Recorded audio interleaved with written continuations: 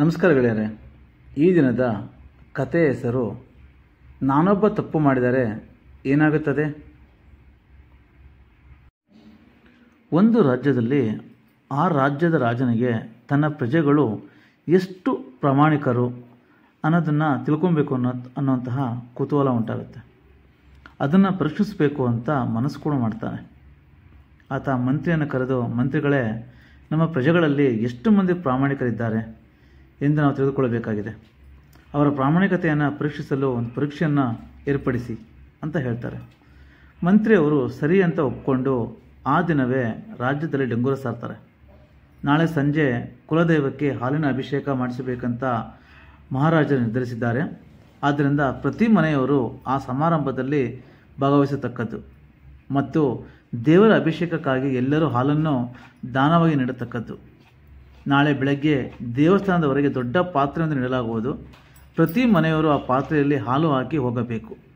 ಅದು ಕೂಡ ಸೂರ್ಯ ಹುಟ್ಟುವುದಕ್ಕಿಂತ ಮೊದಲೇ, ಯಾರಿಗೂ ಕಾಣದಂತೆ ಹಾಕಬೇಕು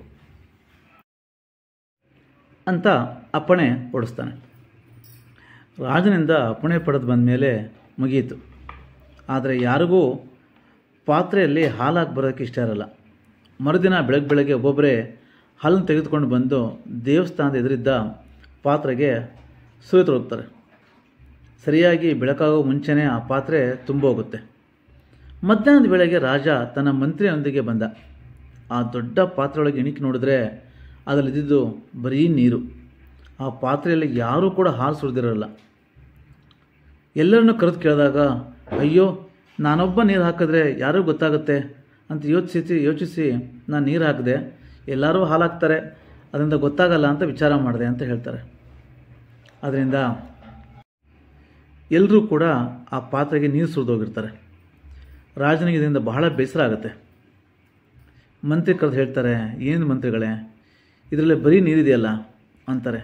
ಮಹಾರಾಜ, ಇದು ನಮ್ಮ ಪ್ರಜೆಗಳ ಪ್ರಾಮಾಣಿಕತೆಗೆ ಇಳಿದ ಕನ್ನಡಿ. ನಮ್ಮ ರಾಜ್ಯದಲ್ಲಿ ತಲೆದೋರುವ ಎಲ್ಲ ಸಮಸ್ಯೆಗಳಿಗೂ ಮೂಲ ಕಾರಣವು ಈ ಮನಸ್ಥಿತಿಯೇ. ಅಯ್ಯೋ, ನಾನೊಬ್ಬ ಪಾತ್ರೆ ನೀರು ಹಾಕಿದರೆ ಯಾರಿಗೆ ಗೊತ್ತಾಗುತ್ತೆ? ನಾನೊಬ್ಬ ತಪ್ಪು ಮಾಡಿದ್ರೆ ಏನಾಗುತ್ತೆ? ನಾನೊಬ್ಬ ಕಪ್ಪ ಕಾಣಿಕೆ ಒಪ್ಪಿಸಿದ್ರೆ ಏನಾಗುತ್ತೆ ಅಂತ ಜನ ಯೋಚಿಸ್ತಾರೆ. ತಮ್ಮನ್ನು ಯಾರಾದರೂ ಗಮನಿಸ್ತಿದ್ದಾರೆ ಅಂತ ಗೊತ್ತಾದರೆ ಸಾಕು, ನಮ್ಮಲ್ಲಿ ಎಲ್ಲರೂ ಕೂಡ ಪ್ರಾಮಾಣಿಕತೆಯಿಂದ ವರ್ತಿಸ್ತಾರೆ. ಆದರೆ ನಿಜವಾದ ಪ್ರಾಮಾಣಿಕತೆ ಅಂದರೆ ಆತ್ಮಸಾಕ್ಷಿಗೆ ಮೋಸ ಮಾಡದೇ ಇರೋದು ಅಂತ ಮಹಾಮಂತ್ರಿ ರಾಜನಿಗೆ ಹೇಳ್ತಾನೆ. ಗೊತ್ತಾಯ್ತಲ್ಲ ಗೆಳೆಯರೇ, ಇನ್ನೊಬ್ಬರು ನಮ್ಮನ್ನು ಗಮನಿಸ್ತಿದ್ದಾರೆ ಅಂತ ಗೊತ್ತಾದಾಗ ಮಾತ್ರ ನಾವು ಪ್ರಾಮಾಣಿಕತೆಯಿಂದ ಇರೋದಕ್ಕಿಂತ ನಮ್ಮ ಆತ್ಮಸಾಕ್ಷಿಗೋಸ್ಕರನಾದರೂ ನಮಗೋಸ್ಕರ ಆದರೂ ನಾವು ಪ್ರಾಮಾಣಿಕತೆಯಿಂದ ಇದ್ದರೆ ನಮ್ಮ ಜೀವನದಲ್ಲಿ ಯಶಸ್ಸು ಅನ್ನೋದು ಕಟ್ಟಿಟ್ಟ ಬುತ್ತಿ. ಥ್ಯಾಂಕ್ ಯು ಗೆಳೆಯರೇ. ಈ ಕತೆ ನಿಮಗೆ ಇಷ್ಟ ಆಗಿದ್ದಲ್ಲಿ ಲೈಕ್, ಶೇರ್ ಮತ್ತು ಸಬ್ಸ್ಕ್ರೈಬ್ ಮಾಡಿ. ಹಾಗೂ ನಿಮ್ಮ ಯಾವುದೇ ಅನಿಸಿಕೆಗಳಿದ್ದರೂ ಕೂಡ ಕಮೆಂಟ್ ಬಾಕ್ಸಲ್ಲಿ ಹಾಕೋದನ್ನು ಮರಿಬೇಡಿ. Thank you.